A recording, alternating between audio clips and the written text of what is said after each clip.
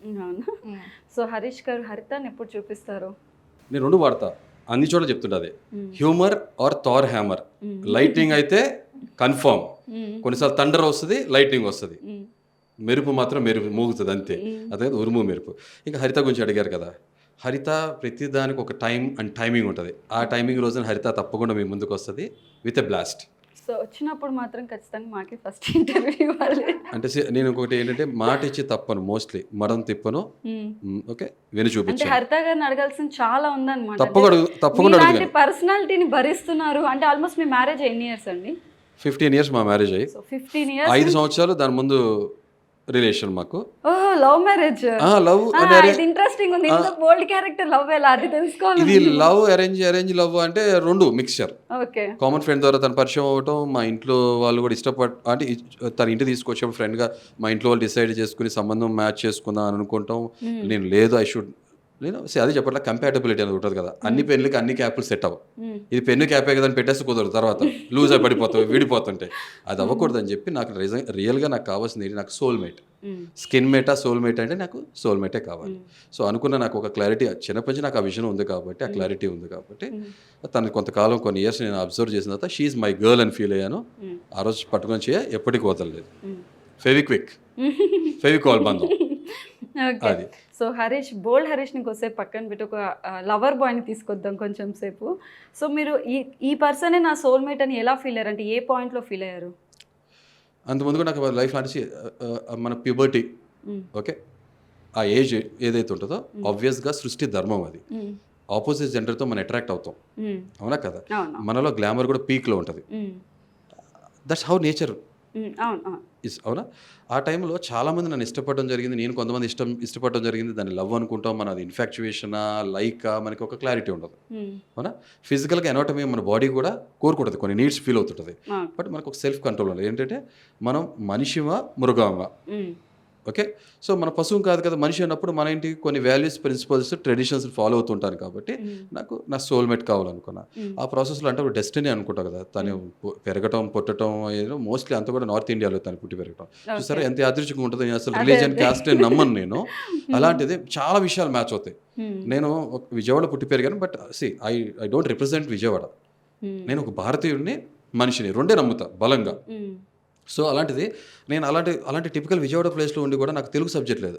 హ్మ్. తను కేంద్రీయ స్కూల్స్‌లో నార్త్ ఇండియా చదువుకుంది. తనకు తెలుగు లేదు. మోస్ట్‌లీ మా కోర్సెస్ అన్నీ కూడా మేము చదువుకుంది కూడా మ్యాచ్ అవుతుంటది. అదే అంటారు హ్మ్. చూసారా?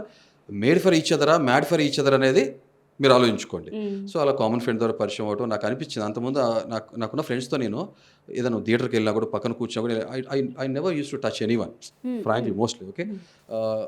బట్ తన విషయంకి వచ్చేప్పటికి మనం పక్కన నడిచేటప్పుడు మనకు లోపల ఇన్నర్ ఫీలింగ్ చెప్పేస్తది. ఫస్ట్ టైమ్ ఒక అమ్మాయి పక్కన నాకు నడిసినప్పుడు నాకు ఆ ఫీలింగ్ కలిగింది. హ్మ్. తను కూడా అది చెప్పాను కదా! మీరు చూసారు కదా! Straight forward. హ్మ్. కామన్ ఫ్రెండ్స్ ద్వారా తను నాకు కాల్ చేయటం, కాల్ చేసినప్పుడు నేను సీరియస్‌గా మందలించటం, హ్మ్. ఇతను ఏదో తేడా ఉన్నాడు క్యారెక్టర్. అమ్మాయిలకు కూడా రివర్స్ సైకాలజీ నచ్చుతది కదా! అవును. తేడాగా ఉన్నాడని చెప్పి ఇక ఇష్టపడటం, తర్వాత అక్కడ మా జర్నీ స్టార్ట్ అవ్వటం, తర్వాత మధ్య గ్యాప్ కొంత నిదానంగా అలా అది డెస్టినీ రాసిపెట్టి ఉంది కాబట్టి ఒకళ్ళొకళ్ళు కలవటం. ఇవాళ రోజు మీ ముందు ఆల్మోస్ట్ హరిత 20 ఇయర్స్ అయితే. 20 ఇయర్స్ ఆల్‌మోస్ట్. యాహ్! ఓహ్! నైస్. నైస్ అండి. అంటే ప్రెజెంట్ జనరేషన్‌లో ఇంత స్ట్రాంగ్‌గా ఇన్ని ఇయర్స్ ఆఫ్ క్యారియర్ రిలేషన్ అనేది ఎవరిది లేదు. ఒక 6 మంత్స్ తర్వాత గొడవలు, బ్రేకప్స్. అందులో నచ్చింది అదొక్కటే. ఆ! నేను ఈ రోజు వరకి కూడా స్ట్రాంగ్‌గా చెప్పేది అదొక్కటే. ఆ! నేను ఎంతో మందిని చూసాను కదా! Hmm. Really hmm. They are very good couple. Keep going ఇలానే ఉండాలి. అంటే ఒక God should husband bless them. Bed అయిపోయి ఐ మీన్ బెడ్ రెస్ట్‌లో అవును. ఉన్నా గానీ, లేకపోతే హస్బెండ్ వల్ల ఏదన్నా అప్ అండ్ డౌన్స్ ఉన్నా గానీ, మనకు అవసరమా ఈ లైఫ్ అని వెళ్ళిపోయిన వైఫ్స్ ఉన్నారు. చాలా మంది ఉన్నారు. అదే నేను చెప్తుంది సో అలా మ్యామ్. దట్స్ కాకుండా వాట్. నేనే షాక్ అయితున్నా. సో హరిత గారి కోసం వెయిట్ చేస్తున్నాం అయితే. తొందరగా మీరు విన్ అయిపోవాలి. బయటకొచ్చేసేయాలి. మీరు అనుకున్నది మంచిదేం కాదు. నా మీద చాలా సార్లు కోప్పడిన సందర్భాలున్నాయి. దానికన్నా 10 రెట్లు ఎక్కువ అది నేను కోప్పడిన కామన్. సందర్భాలున్నాయి. అది కామన్. ఇప్పుడు తోటి కంటెస్టెంట్స్ ఎవరైతే అగ్ని పరీక్షలో నాతో జర్నీ చేశారో వాళ్ళ సేమ్ ఇన్నర్ ఫీలింగ్ హరితకు కూడా ఉంటది. ఓకే. నిజం అది. కానీ ఏంటంటే ఓకే. లవ్ అనే ఎలిమెంట్ ఏదైతే ఉందో అది చెప్పట్లా. హ్మ్. హరిత విషయంకి వచ్చేప్పుడు హరిత అనే కాదు హ్మ్. బయట సొసైటీ విషయంకి వచ్చేప్పుడు కూడా లవ్ అనే పెద్దది ఏదైతే ఉందో బిగ్గర్ సర్కిల్ లోపల ఒక చిన్న పెద్ద సర్కిలే యాంగర్ నాలో ఉన్న షేడ్. అది హరితకి అదే వర్తిస్తుంది, బయట ఉన్న సొసైటీ. ఎవ్రీ లైఫ్ మ్యాటర్స్ అనుకుంటా. ప్రతి మనిషిని ప్రేమించే తత్వం ఉన్న నేను ఆ మనిషి తప్పు చేసినప్పుడే నాకు కోపం వస్తుంది. అది క్లియర్గా ట్రాన్స్పరెంట్గా చూపించేస్తారు. అంతే సింపుల్. అవి ఎమోషన్స్, సిచ్యువేషన్ బట్టి ఎమోషన్స్ అండ్ మోషన్స్ కరెక్ట్గా ఉండాలి, లేదంటే ప్రాబ్లం ఉంటుంది అని అర్థం.